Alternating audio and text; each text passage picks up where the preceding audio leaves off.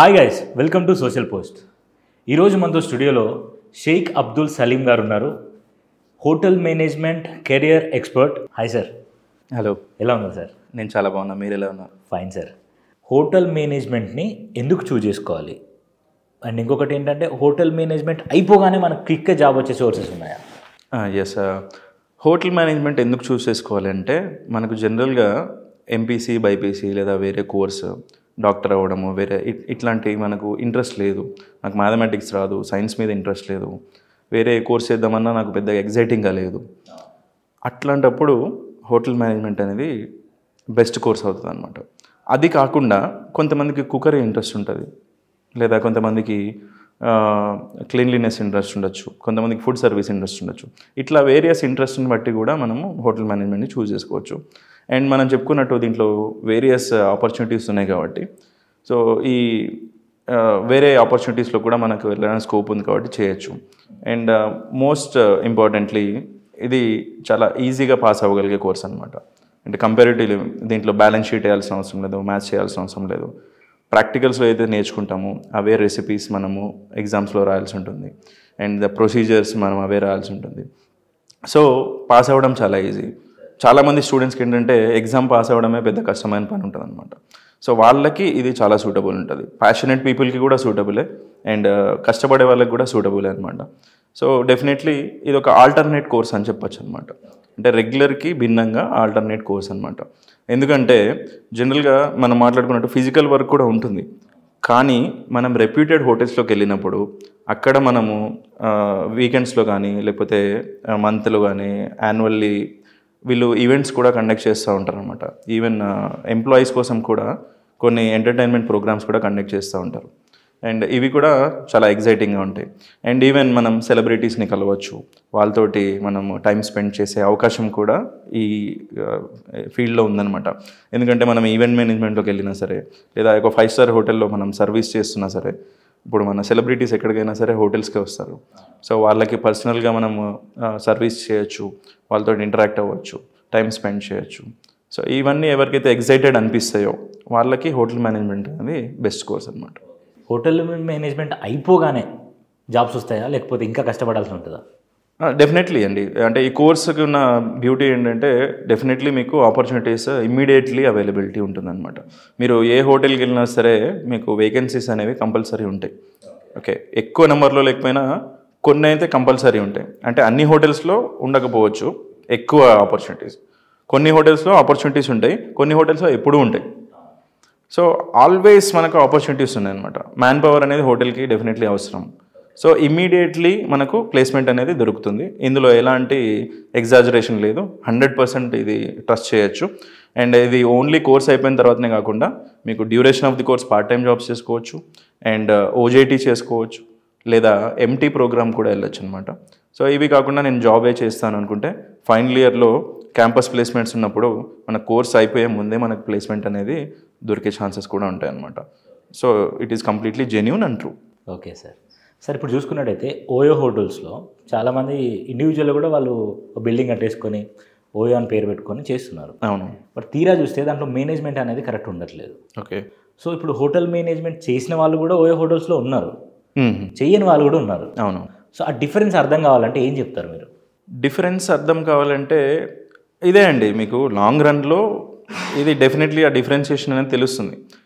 So మీకు హోటల్కి వెళ్ళాలంటే ఏం చూస్తారు క్రైటీరియా? జనరల్గా నేను మీకు క్వశ్చన్ అడుగుతున్నా, మీరేం చూస్తారు ఒక హోటల్కి వెళ్ళాలంటే? వాళ్ళ రిసీవింగ్ ఎలా ఉంది. దానికంటే ముందు మనం చేసేది ఏంటంటే గూగుల్లో సెర్చ్ చేస్తాం, ఒక హోటల్ని చూసి రేటింగ్ ఏంటి అని చూస్తాం. అందులో కొన్ని జెన్యూన్ రేటింగ్స్ ఉండొచ్చు, కొన్ని వాడు పెయిడ్ రేటింగ్స్ ఉండొచ్చు. But the thing is that పోను మన సర్వీస్ బ్యాడ్ ఉంటాయి, డెఫినెట్లీ అక్కడ రేటింగ్స్ పడిపోతాయి అండ్ బ్యాడ్ కామెంట్స్ వచ్చేస్తాయి. అండ్ మన సర్వీస్ ఎలా ఉందో మనకు ఒక పిక్చర్ అనేది బయట ప్రపంచానికి తెలిసిపోతుంది అనమాట.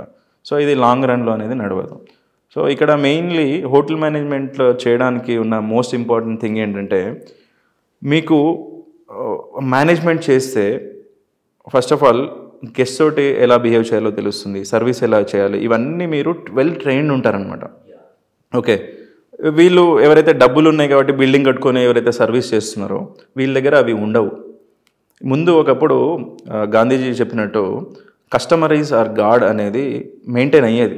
సో దానివల్లనే చాలామంది చదువుకోకపోయినా సరే పెద్ద పెద్ద బిల్డింగ్స్ కట్టి, పెద్ద పెద్ద ఆర్గనైజేషన్స్ లేకపోతే హోటల్స్, హాస్పిటల్స్ కట్టి వాళ్ళు ఇప్పటికీ కోటీశ్వరులాగా ఉన్నారు. ఇప్పుడు మనం చూస్తున్నది ఏదైతే ఉందో దాంట్లో కొంతమంది ప్యాషనెట్ ఉంటారు, కానీ కొంతమంది ఎలా ఉన్నారంటే నా సర్వీస్ ఇంతే, తీసుకుంటే తీసుకో లేకుంటే లేదు. సో ఇది కొద్ది రోజులు నడుస్తుంది, లాంగ్ రన్లో ఇది డెఫినెట్లీ దెబ్బ కొడుతుంది. సో ఆబ్వియస్లీ మేనేజ్మెంట్ చేసిన వాళ్ళకి వీళ్ళకి ఇదే డిఫరెన్స్ అనమాట. సో ఒక గెస్ట్ని మనము తిట్టకూడదు, కొట్టకూడదు. కొన్ని రెస్టారెంట్స్లో నేను చూసింది ఏంటంటే ఒక రైతా అడిగినందుకు ఒకరిని చంపేశారని విన్నాను. సో ఒక రైతా అనేది జస్ట్ ఒక బౌల్ ఆఫ్ ఎక్స్ట్రా సర్వీస్ అంతే, 10 రూపాయలు 5 రూపాయలు ఎక్కువ అవుతుంది, దానికి నాకు కాస్టింగ్ ఏం అవసరం లేదు అనే ఆలోచన నాకుంటే డెఫినెట్లీ నేను లాంగ్ రన్లో ఇంకొక నలుగురిని తీసుకొని వస్తాడు ఆయనే ఈజీగా. ఓకే, సర్వీస్ బాగుంటుంది, నాకు రెస్పెక్ట్ బాగా ఇస్తారు, మీరు కూడా రండి తినండి అని తీసుకెళ్తాను. ఎప్పుడైతే రిజెక్ట్ చేస్తారో సో డెఫినెట్లీ ఇదేంటంటే నేను కెఫేకి వెళ్ళాను, కెఫే పక్కన ఇంకొక రెస్టారెంట్ ఉంది. అయితే వెళ్ళి మేము కూర్చున్నప్పుడు తను ఏమనలేదు. తర్వాత ఈ కెఫే నుంచి కాఫీ తీసుకొని అక్కడ వెళ్ళి కూర్చోవడానికి వెళ్ళినప్పుడు సార్ కాఫీ అటు సైడే సార్, ఇటు అలవలేదు అని చెప్పాడు అనమాట. అయితే ఇందులో మనం చేయాల్సింది ఏంటంటే అక్కడ కస్టమర్ కూడా లేడు, కూర్చునే ముందే స్పెసిఫిక్గా వీళ్ళు ఉంటే అక్కడ కూర్చొని కాఫీ తాగినంత మాత్రం నష్టం ఏం లేదు. ఓకే, కస్టమర్స్ కూడా లేరు అతనికి. తను ఒకవేళ అలౌ చేస్తే ఏమవుతుందంటే అరే ఇది మంచి ప్లేస్ ఉంది, ఈయన మంచి రెస్పెక్టబుల్ పర్సన్ ఉన్నాడు అని చెప్పేసి మనం ఇంకోసారి ఆ ప్లేస్కి వెళ్ళే ఛాన్సెస్ ఉంటాయి అన్నమాట. ఎప్పుడైతే మనము కస్టమర్ని సరిగా డీల్ చేయట్లేదు, అసలు లేని కస్టమర్ని కూడా మనము చేసేసుకున్నాం అనమాట. సో డెఫినెట్లీ ఇట్లాంటి మైన్యూట్ డీటెయిల్స్ మీద చాలా ఫోకస్ చేయాలి.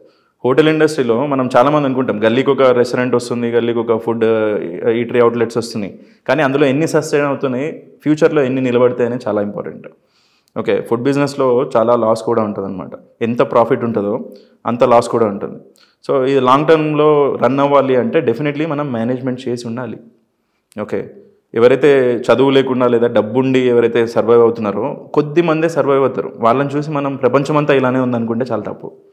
ఓకే, సో ఫ్యూచర్లో ఏంటంటే మేనేజ్మెంట్ చేసిన వాళ్ళకి మంచి అవకాశాలు ఉంటాయి. డెఫినెట్లీ పీపుల్లో కూడా అవేర్నెస్ వస్తుంది. So self discipline, self care ఎప్పుడైతే పెరుగుతుందో డెఫినెట్లీ మన బిజినెస్ బాగుంటేనే వాళ్ళు మనల్ని చూస్తారు. కాంపిటీషన్ చాలా ఎక్కువ ఉంది, థీమ్ రెస్టారెంట్స్ వస్తున్నాయి. సో కొత్త థీమ్కి వెళ్ళిపోతున్నారు జనాలు. మీరు వాళ్ళని సస్టైన్ చేసుకోవాలి, కంటిన్యూస్గా మన దగ్గరే ఉంచుకోవాలి అంటే బెస్ట్ సర్వీసెస్ ఇస్తేనే మనం సర్వైవ్ అవుతాం. Okay sir. And final question ఏంటంటే సార్, ఇప్పుడు హోటల్ మేనేజ్మెంట్ చేసిన తర్వాత మనం జాబ్ అబ్రాడ్లో చేస్తే బెటరా లేకపోతే మన ఇండియాలో చేస్తే బెటరా సార్? ఎస్, ఇది హోటల్ మేనేజ్మెంట్ చేసిన తర్వాత జాబ్ అనేది అబ్రాడ్లోనే చేయడం బెటర్ అంటానండి నేను. ఓకే, ఎందుకంటే పాలసీస్ బాగుంటాయి, తర్వాత ఫెసిలిటీస్ బాగుంటాయి, అండ్ ఓవర్ టైం చేసిన వాళ్ళు మనకు డబ్బులు ఇస్తారు. సో ఇట్లాంటివి చూసుకున్నప్పుడు డెఫినెట్లీ అబ్రాడ్లో చేయడమే బెటర్. కానీ ఒక థింగ్ ఏంటంటే definitely will miss our family. Okay, అయితే ఇక్కడ మనం ప్లాన్ చేసుకోవాల్సింది ఏంటంటే ఎక్స్పీరియన్స్ గెయిన్ అయిన తర్వాత ఫ్యామిలీని కూడా తీసుకొచ్చే ఫెసిలిటీ ఉంటుందన్నమాట. ఓకే, సో ఫ్యామిలీని కూడా తీసుకెళ్ళేటట్టు ప్లాన్ చేసుకోగలిగితే అబ్రాడ్ బెటర్. కానీ ఎంత అబ్రాడ్లో ఉన్నా మన నేటివ్లో ఉన్న ఫీల్ అనేది ఉండదు. సో డెఫినెట్లీ మన లైఫ్ సెటిల్ అయిన తర్వాత ఒక సర్టన్ స్టెబిలిటీ వచ్చిన తర్వాత మళ్ళీ కమ్బ్యాక్ చేసుకోవచ్చు, మళ్ళీ బ్యాక్ వచ్చేసి మనం ఇండియాలో స్టే చేయొచ్చు. It's up to their choice. But ఇండియాతో కంపేర్ చేసుకుంటే శాలరీస్లో కానీ బెనిఫిట్స్లో కానీ అబ్రాడ్ కంట్రీస్ అనేవి మంచి ఫెసిలిటీస్ని ఇస్తున్నాయి అనమాట. అండ్ ఈ కోర్స్ చేయడానికి కూడా ఎవరైతే వెళ్తున్నారో వాళ్ళకు కూడా 12 lakhs to 18 lakhs ఖర్చు అవుతుంది ఈ కోర్స్ ఫీజు అనమాట. సో దానికంటే నేను కోర్స్ ఇక్కడ చేసి జాబ్ కోసం అబ్రాడ్ వెళ్ళండి. So definitely. అండ్ దీంట్లో కూడా ట్రస్టెడ్ ఏవైతే కన్సల్టెన్సీస్ ఉన్నాయో అండ్ ఆ కన్సల్టెన్సీ త్రూ ఎవరైతే స్టూడెంట్స్ వెళ్ళారో అక్కడ వాళ్ళతోటి మనము ఎంక్వైరీ చేసుకొని అది జెన్యూన్ ఉందా లేదా తెలుసుకున్న తర్వాత వెళ్ళడం బెటర్ అని చెప్పేసి నేను సజెస్ట్ చేస్తాను. Thank you sir, thank you so much. Thank you. So చూసారు కదా, ఇవి మనం అబ్దుల్ షేక్ సలీం సార్తో మాట్లాడి తెలుసుకున్న విషయాలు. హోటల్ మేనేజ్మెంట్ గురించి ఎన్ని క్వశ్చన్స్ తవ్వుతున్నా కూడా వెళ్తూ ఉంటాయి. సో మీకు కూడా చాలా కన్ఫ్యూజన్స్ ఉంటుంటాయి. సో మీ ఫ్యామిలీలో ఎవరైనా హోటల్ మేనేజ్మెంట్ చేయాలి అని అనుకుంటే మీ డౌట్స్ ఏంటో కింద కామెంట్ చేయండి. అండ్ సార్ నెంబర్ కూడా నేను కింద డిస్ప్లే చేస్తున్నా. ఇఫ్ హ్యావ్ ఎనీ క్వశ్చన్స్ మీరు కాంటాక్ట్ అయ్యి అడగొచ్చు. సో మరొక ఇంటర్వ్యూతో మళ్ళీ మేము ముందుకు వస్తాం. అంతవరకు చూస్తూనే ఉండండి సోషల్ పోస్ట్. Thank you.